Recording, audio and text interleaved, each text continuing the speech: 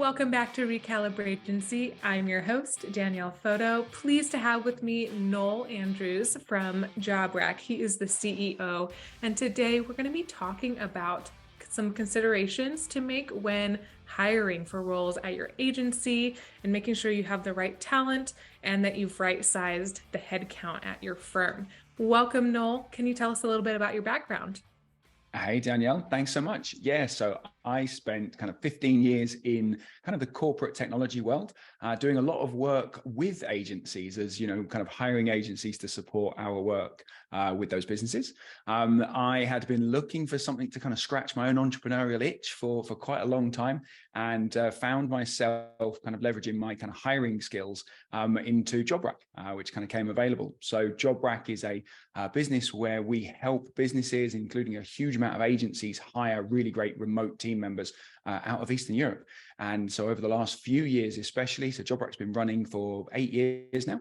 And the last few years, I've been kind of immersing myself more and more into the agency world, and I enjoy it a lot. So all kind of different kinds of people, weird and kind of wonderful kind of niches that we work in with some really, really great people across the world. And I find myself enjoying it and managed to turn it into a business that I could do business my way, helping people in a very kind of helpful and friendly way, and helping them kind of grow their agencies along the way. So not that typical recruiter style that no one likes. Exactly. I often liken it with some other kind of common trades that people don't like, kind of traffic wardens, generally not people's favorite people. Recruiters are often in that bucket, and I really strive hard to not be in that bucket. We are naturally doing recruitment. We're helping people hire, but in a very, very different way. And not doing the crazy high commissions, not doing the kind of crazy poor service that so many of us kind of have experienced at the hands of recruiters. Absolutely. So you've been diving more into the world of agencies over the last couple of years. As you've dove into that world a little bit more, what is a commonly held view in the industry that you strongly disagree with? So I think there's two for me. And one, the particular one with agencies is so often it's like, agencies cannot hire until they're like 110% utilization, 120% even. And I get that completely, because so many of the agency owners that I speak to, they've got, pretty tight margins, and they want to be really certain that they've got the work, especially when there's, some kind of uncertain economic times going on. They want to be really certain before they hire. The problem with that is if you're at 110% or 120% of, utilization, what happens is that you're already impacting your clients and your customers, right? You're already kind of cutting some corners potentially, or the team are overworked, or they're stressed, things like that. And for me, as working effectively as an agency myself, it is so key to look after your clients and be delivering that like really awesome service. So for me, I'm a big fan of finding ways to hire and think about hiring much earlier. And there's a few ways that we do that. But crucially, it's also bearing in mind that it takes quite a long time to hire. And if you hire fast, that never generally works out very well. So that's the kind of commonly held view, is that, people kind of wait until they're 110%, until they're desperate to hire before they start hiring. What are some of the indicators that you should start considering hiring a position, even if you're not quite there yet? Since if you are going to hire slow the right way, it is going to take longer. What are some of those primary indicators? So the biggest one's going to be utilization, right? And if you've got an ability to forecast what that is like, then even better. But the first bit is just, what is your utilization right now? And if you've got a way of kind of measuring almost like the pulse of your team right now, how are they feeling?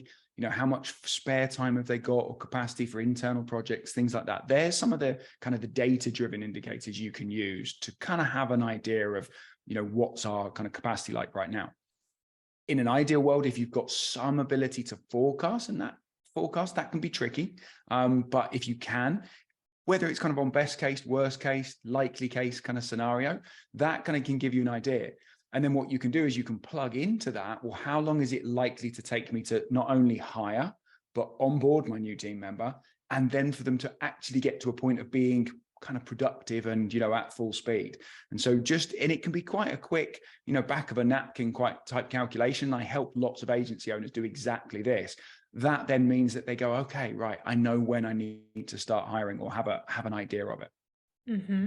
What do you think about agencies putting clients on wait lists while they finish getting their hiring runway established? Good idea, bad idea, neutral, depending on the situation. What are your thoughts? So I think it's a great idea. I think it's extremely difficult for most agency owners to do. So I know of one agency owner that I'm very, very good friends with, and he has a very significant wait list. And he also has his pipeline is full, right? He could have work stacked out for kind of 2 or 3 years if he wanted to. And that gives a sense of confidence, right? If you know you've got a marketing machine that's giving you consistent leads, if you know that you're converting and getting these opportunities in, you can have confidence in putting that wait list in.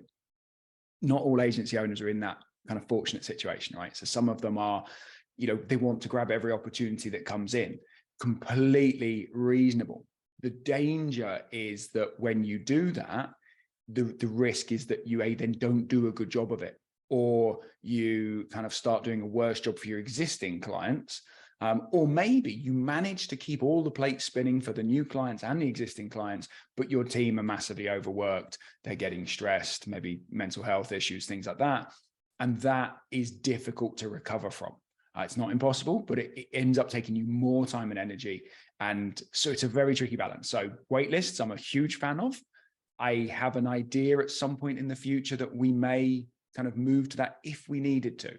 But for us, actually, there's some things that we can leverage that allows us to hire very, very early so that we never get anywhere close to capacity. But one day we'll hit the capacity of candidates, or how many amazing A players we can find each month. And that's when I would definitely bring in a wait list. Mm-hmm, absolutely. And I think that right now, after going through the high demand seasons that were 2021 and 2022 for digital services, a lot of agencies are feeling the pain of some of that, where they did take on projects and clients and they hired a lot more in order to take on those projects and those clients.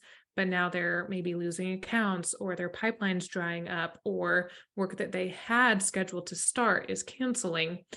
What would you say to the agency owner that is struggling with the situation where they have to be right sizing their agency right now instead of upsizing it? So the biggest, and this is such a hard situation, and again, we help a lot of people in that exact situation right now.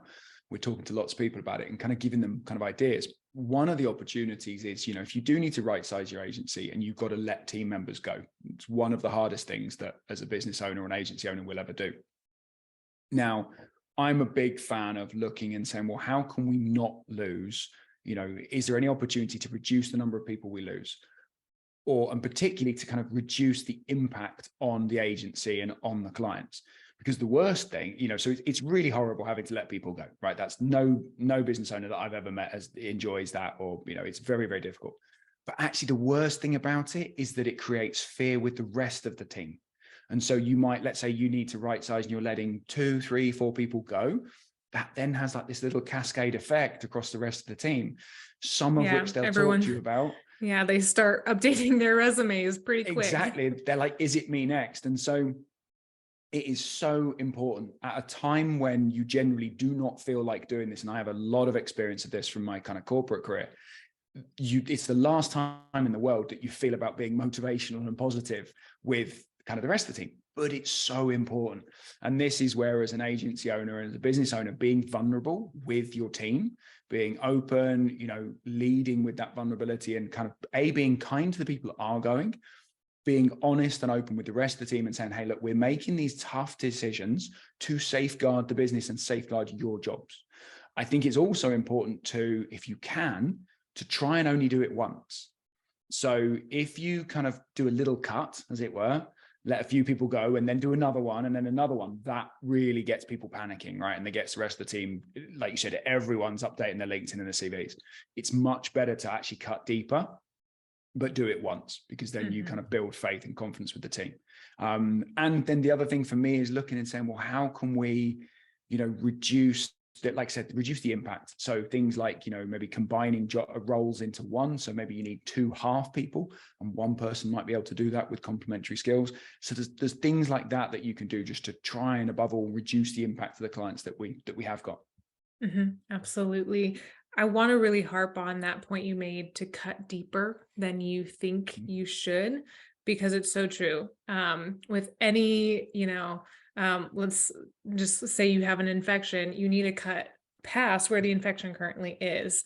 And that same principle applies in this scenario. And the fear factor that people have is really important to mitigate too. So getting ahead of that with communications to your internal team members is really important. Don't just drop the news on them randomly one day, like actually make an intentional effort about it when you're going about that. Now, let's flip it back to managing new hires. It can be really difficult to get new people on a team up to speed quickly with the right processes and procedures, especially in a fast changing industry.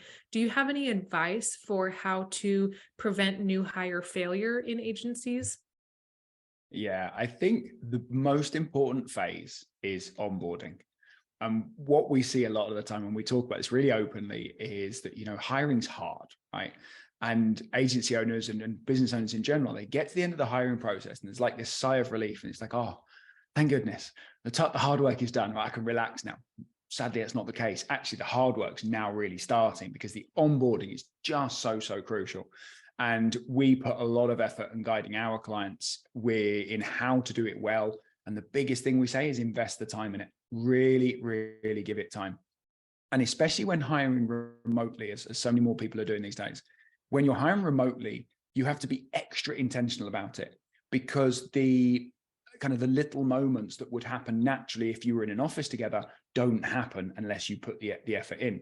And what I mean by that is, when someone walks into an office first thing in the morning, you're just having a bit of a chat over a cup of coffee, the lunchtime chat, the little walking past the desk and stopping in for a quick question. That doesn't happen naturally or organically in remote work or hybrid work. And so you have to actually plan those things in. So there's extra things that you want to plan in. The onboarding is like super important. I think another thing you can do to help, really maximize your chance of success with that new hire is back in the hiring phase. And it starts at the very, very start because a lot of people jump into hiring and they're looking for a certain set of skills or a certain set of experience. And what's really, really important is to actually think through, well, who's the person that I want and need? Like, what's the attitude? What are the traits? What are the things that they need to bring to the table to be successful and to really help us kind of move forward? So having that idea up front, then as you're going through the process, interviewing in line with, if you've got them, your kind of agency or your company values, and actually kind of getting them to really to articulate how do they actually live and breathe these things are important to you. So as an example, like one of the ones that I've used in the past has been, the value was attention to detail. So in an interview, I'm going to be like, hey, tell me about a time when your attention to detail has saved the day. And I'm really, really specific about these kinds of scenarios. And I really want to see, what do they really have that? And, we'll kind of go pretty deep on that. Again, we'll use tests in a similar way.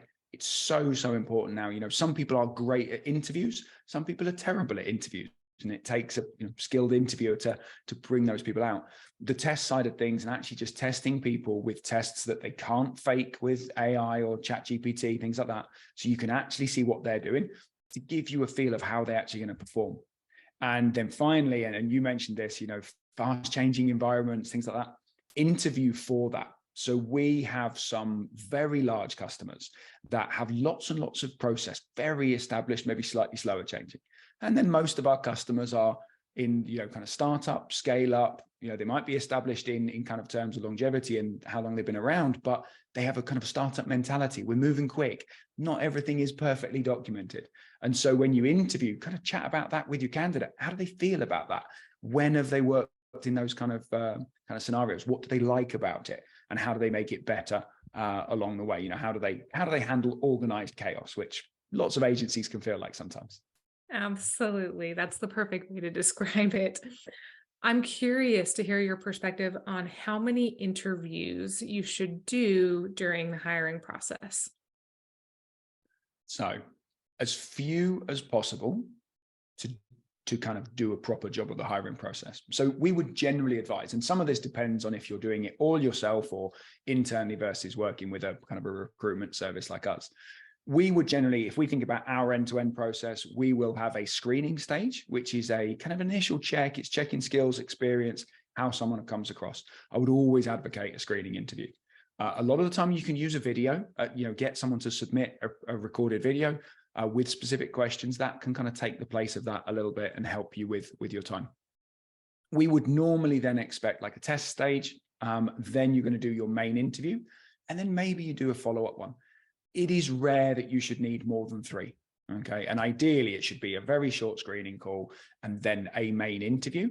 And then I always like, when we get to the offer stage, I like to do that on a call. And before I make the offer, I'm going to be like, hey, how are you feeling about things since the interview? Have you got any questions? Have you got any thoughts? Just to see what they kind of come across with, and then we kind of tailor that. So generally like 2 to 3, the Googles, the Facebook of the world, I think one article I read recently says, one of them was up to 9 interviews. They've also just shed 11,000 staff between, one of them. So maybe that's not entirely the right approach. I think where you can try and be efficient with it for, your own sake, but also for the candidates as well. For candidates and for your existing team members too.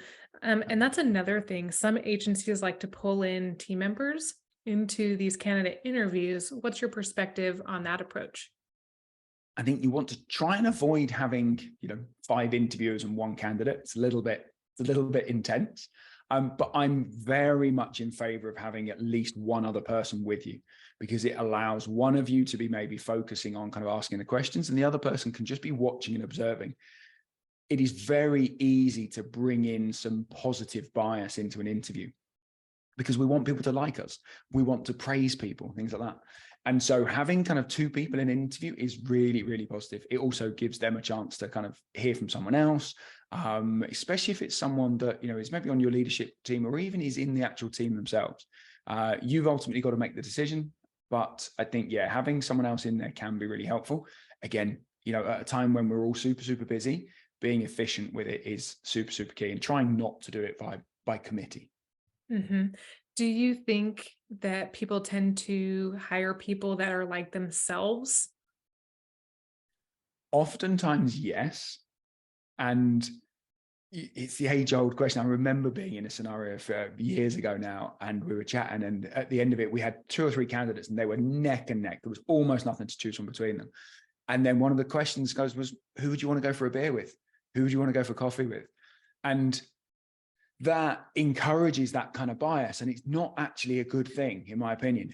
You have to know the kind of traits and characteristics that are needed and complementary.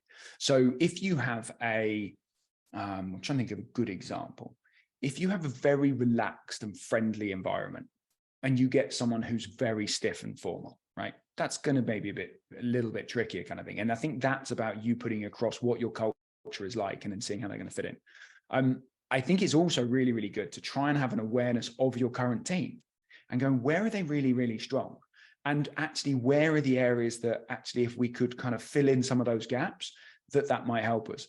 So things like DISC profiling, Belbin profiling, insights can be really, really great for this. And insights is a really nice one. It works on the principle like colored bricks, basically. So, an extrovert, typically a leader, is going to be red, like a very analytical kind of data-driven kind of person. Maybe an accountant, as an example, is more likely to be blue. Someone that's kind of very focused on kind of the people side of things, very empathetic, will be kind of yellow with kind of bits of green.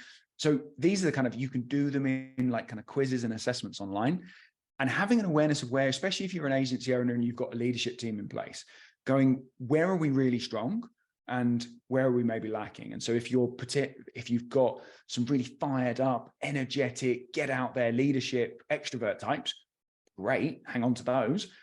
But actually, you might want someone that's a bit more data driven, a little bit more analytical. So being aware of it can help.